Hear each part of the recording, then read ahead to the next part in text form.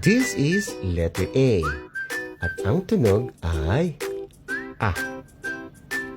A. Sa Ingles, A. A. Ang pagsulat, mula sa asul, papunta sa asul. Mula sa asul, papunta sa asul. Tapos, meron tayong horizontal line.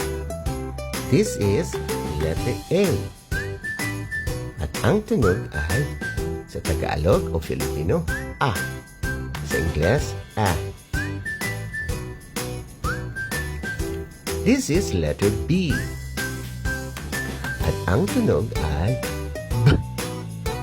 B.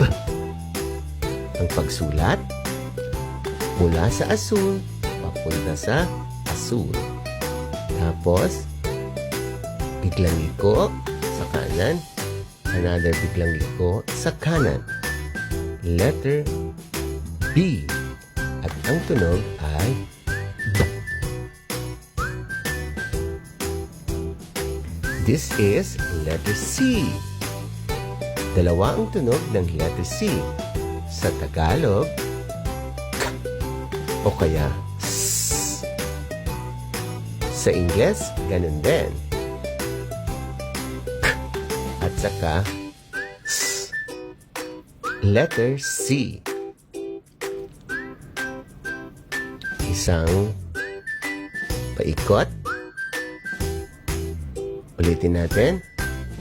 Paikot. Letter C. Ito naman ang letter D.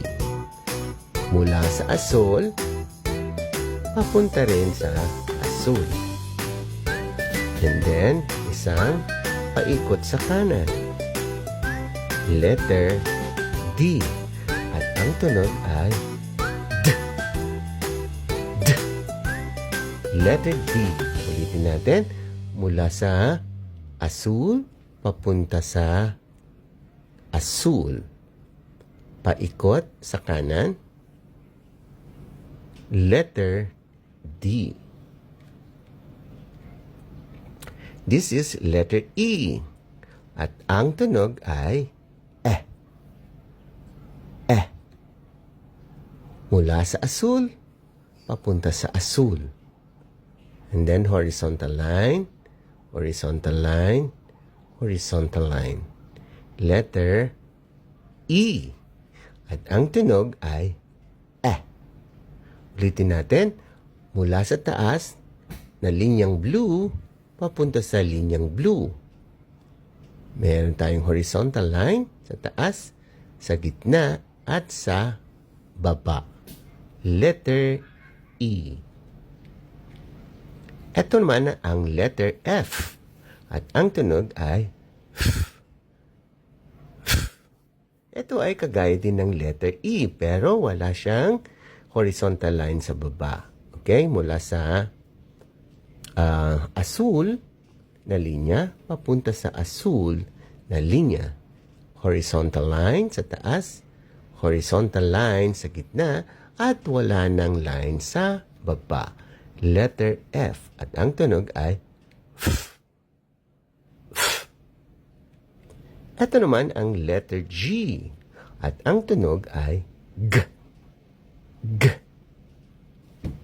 Ang pagsulat, paikot, sa gitna, pakaliwa. Ulitin natin, paikot, pakaliwa. Letter G. At ang tunog ay G. G. Ito ang letter H.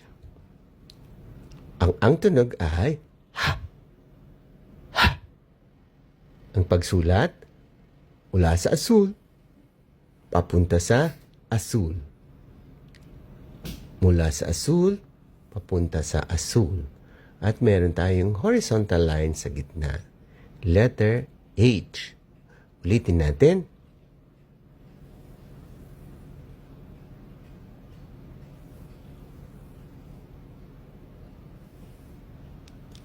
Letter H. letter I. At ang tunog ay E. Mula sa blue hanggang blue. Straight line lang siya. Mula sa taas, papunta sa baba. Letter I at ang tunog ay E. Ito ang letter J. At ang tunog ay H. O kaya J. O kaya H. Mula sa taas, papunta sa baba, pakaliwa.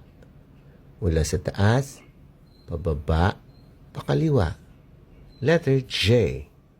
It's either H o J. Kagaya ng Jose. At saka J. Ito ang letter K. At ang tunog ay K. K. Ang pagsulat mula sa azul papunta sa azul. And then, mula sa taas, papunta sa gitna, papunta sa baba. Letter K. At ang tunog ay K. Ulitin natin ang pagsulat mula sa azul papunta sa azul. Mula sa azul papunta sa pula. And then, azul. Letter K. Ito ang letter L. At ang tunog ay L. At ang pagsulat naman mula sa azul papunta sa azul. And then, horizontal line, pakanan. Ulitin natin. Mula sa taas, papunta sa baba, then pakanan. Letter L. At ang tunog ay L. L. Ito ang letter M. At ang tunog ay Okay? Mula sa azul, papunta sa baba, papunta sa taas, papunta sa baba. Ang sunod ay ito. Letter M. Pwede ring mula dito, papunta dyan, papunta dyan, papunta dito, papunta dyan. So, kahit saan basta maging letter M. At ang tunog ay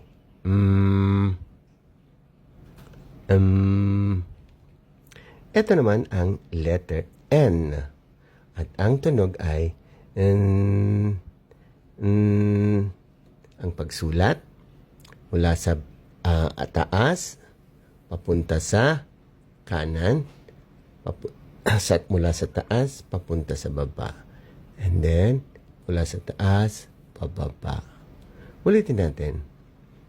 Mula sa taas papunta sa azul, mula sa taas papunta sa azul, and then the last one, mula sa taas papunta sa azul.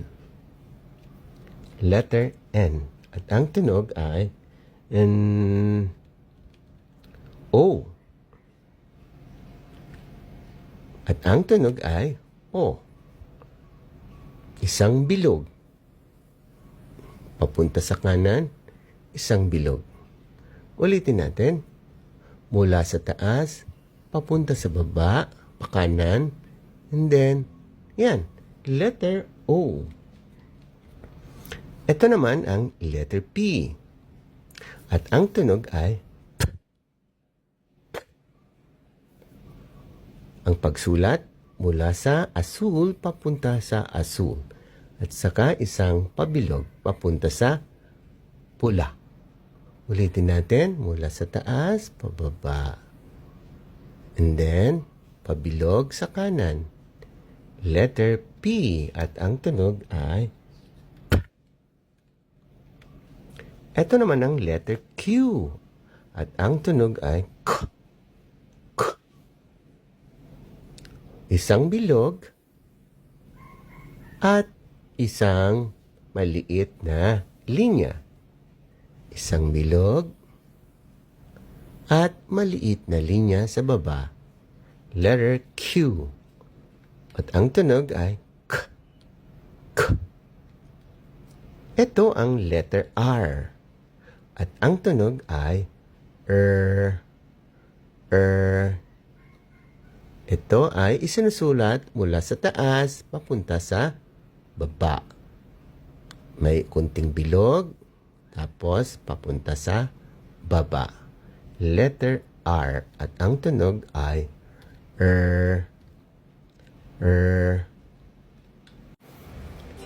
This is letter S. At ang tunog ay S. S. Ang pagsulat naman, kembot-kembot, kembot. Ulitin natin.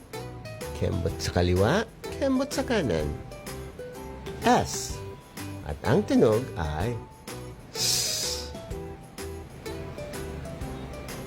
Letter T.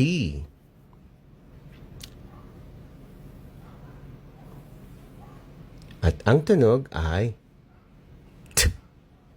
Ulitin natin ang pagsulat. Isang line sa horizontal, tapos pababa. Mula sa blue hanggang blue. Letter T. At ang tunog ay T.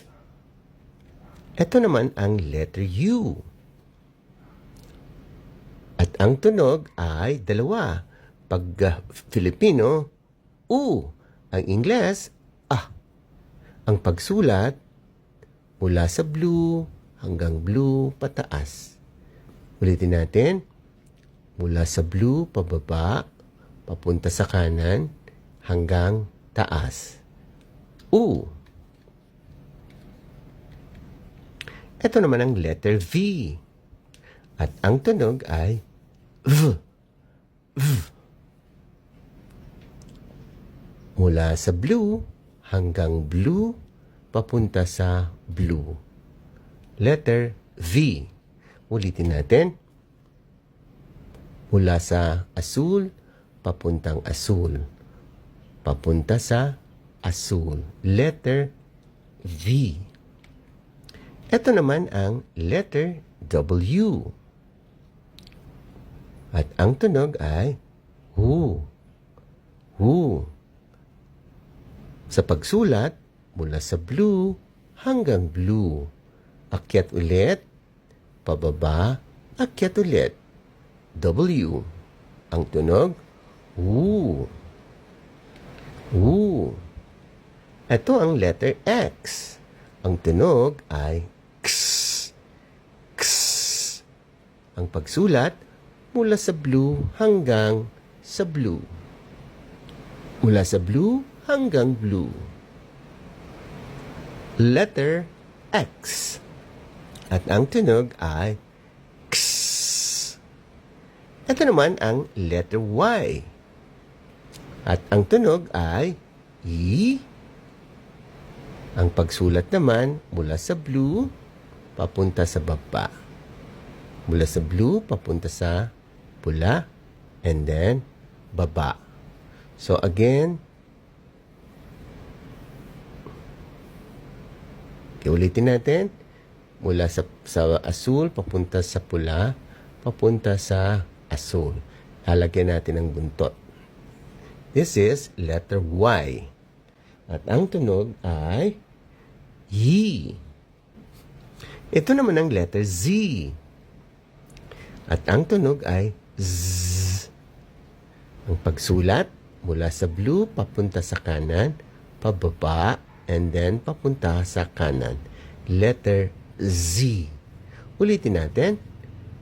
Mula sa taas, papunta sa kanan, papunta sa baba, papunta sa kanan.